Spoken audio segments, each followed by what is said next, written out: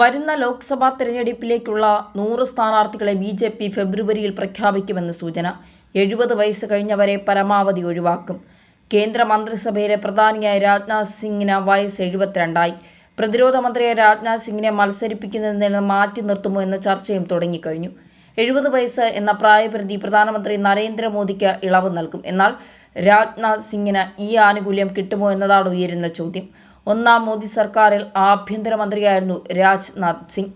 രണ്ടാം മന്ത്രിസഭയിൽ പ്രതിരോധവും ബി.ജെ.പിയുടെ കേന്ദ്ര സർക്കാർ അധികാരത്തിലേക്ക് എത്തുമ്പോൾ ബി.ജെ.പിയുടെ ദേശീയ അധ്യക്ഷനായിരുന്നു രാജ്നാഥ്.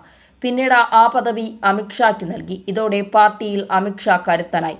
രണ്ടാം മോദി സർക്കാരിൽ ആഭ്യന്തരം അമിത്ഷായ്ക്കായി.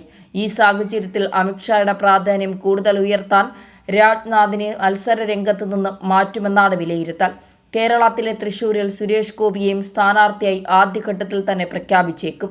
543 മുതൽ 400 സീറ്റിൽ വിജയിക്കുക എന്ന ബൃഹത്തായ ലക്ഷ്യം മുന്നിൽ കണ്ട വൻ പദ്ധതികളുമായി ബി.ജെ.പി. സജീവമാണ്. മറ്റു പാർട്ടികളിലെ നേതാക്കളെയും എംപിമാരെയും സ്വന്തം പാളയത്തിൽ എത്തിക്കുന്നത് ഉൾപ്പെടെയുള്ള എല്ലാ അടവും പയറ്റാനാണ് നീക്കമെന്ന് പാർട്ടി വൃത്തങ്ങളെ ഉദ്ധരിച്ച NDTV റിപ്പോർട്ട് ചെയ്തു. ചൊവ്വാഴ്ച നടന്ന സുപ്രധാന യോഗത്തിൽ ബി.ജെ.പി. അധ്യക്ഷൻ JP നദ്ദ, പാർട്ടി ജനറൽ സെക്രട്ടറിമാർ ഇതടക്കമുള്ള ചുമതലകൾ നൽകിക്കഴിഞ്ഞുവെന്ന് പറയുന്നു. ബി.ജെ.പി. ജനറൽ സെക്രട്ടറി വിനോദ് താവ്ഡെക്കാണ് ജോയിനിംഗ് കമ്മിറ്റിയുടെ ചുമതല എന്നാണ് പുറത്തുവരുന്ന വിവരം. മറ്റു പാർട്ടികളിൽ നിന്ന് സ്വാധീനമുള്ള നേതാക്കളും സിറ്റിംഗ് എംപിമാരെ ബി.ജെ.പിയിലേക്ക് കൊണ്ടുവരുന്നതിനുള്ള സാധ്യതകൾ ഈ സമിതി പരിശോധിക്കും. മണ്ഡലത്തിലെ വ്യക്തികളുടെ സ്വാധീനവും വിജയസാധ്യതയും അടിസ്ഥാനമാക്കിയായിരിക്കും തീരുമാനം. ഈ സാഹചര്യത്തിലാണ് 70 വയസ്സ് മാർഗരേഖയടക്കം ബി.ജെ.പി. കൊണ്ടുവരുന്നത്.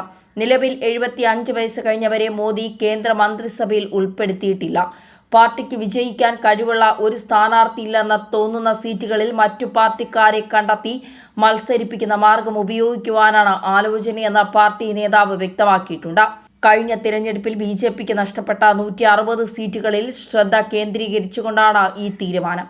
2024 ലോക്സഭാ തിരഞ്ഞെടുപ്പിനുള്ള മാർഗരേഖ തയ്യാറാക്കാനുള്ള ചുമതല party general secretary Radha Mohan Das അഗർവാളിനാണ്. കേരളത്തിലെ സഹപ്രഭാരി കൂടിയാണ് രാധാ മോഹൻ ദാസ്. തിരഞ്ഞെടുപ്പ് പ്രചരണവും മറ്റ് അനുബന്ധ ജോലികളിലും സുനിൽ ബൻസാലും മറ്റ് ജനറൽ സെക്രട്ടറിമാരും നിർവഹിക്കും. ദുഷ്യന്ത് ഗൗതം രാജ്യത്തുടനീളമുള്ള ബുദ്ധമതക്കാരുടെ സമ്മേളനങ്ങൾ സംഘടിപ്പിക്കുകയും നരേന്ദ്രമോദി സർക്കാർ നടത്തുന്ന പ്രവർത്തനങ്ങളെക്കുറിച്ച് പ്രചാരണം നടത്തുകയും ചെയ്യും.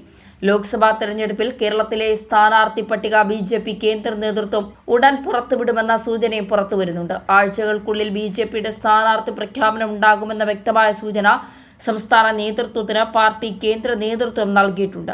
പ്രധാനമന്ത്രി മോദിയുടെ കേരള സന്ദർശനത്തിലൂടെ ലഭിച്ച മുൻതൂക്കം തിരഞ്ഞെടുപ്പിൽ മുതലാക്കാനാണ് ബി.ജെ.പിയുടെ ശ്രമം.